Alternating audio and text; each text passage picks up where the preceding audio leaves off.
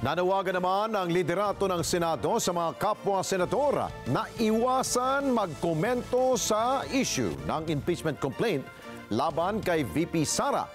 Binigyan din pa nito na dapat maging patas ang mga mambabatas at hindi makatwirang magbigay sila ng mga opinyon kahit pa kaalyado at malapit na kaibigan nila ang pamilya Duterte. Mayan Corvera sa balita. Session of the Senate in the third regular session of the 19th Congress is hereby called to order. Umapila si Senate President Francis Escudero sa mga kapwa-senador na huwag magkomento o magbigay ng anumang pahayag sa inihaing impeachment complaint laban kay Vice President Sara Duterte. Sinabi ni Escudero na hindi tamang magbigay ng pahayag ang sinumang senador kahit pa kaalyado at kaibigan ni Duterte.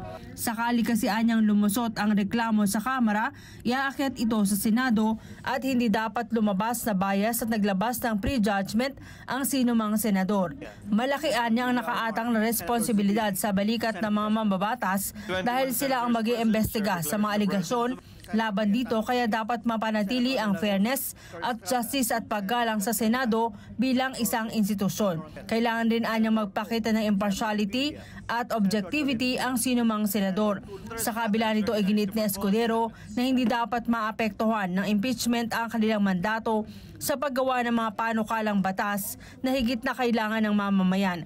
Naniniwala naman si Senator Francis Tolentino na unethical para sa mga senador kung maglalabas ng komento tungkol sa impeachment. Hindi raw sila dapat magkomento sa isang bagay na maaring pagdesisyonan nila sa kalaunan kapag umakyat ito sa Senado. Gaya na lamang daw sa mga kaso sa korte, hindi pwedeng interviewin ng isang RTC judge o SC Justice kaugnay sa mga kasong kanilang hinahawakan. Bilang chairman ng Senate Committee on Rules, hindi dapat mag-comment ang miyembro ng Senado.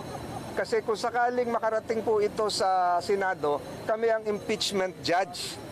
So we should not comment on something that we will decide.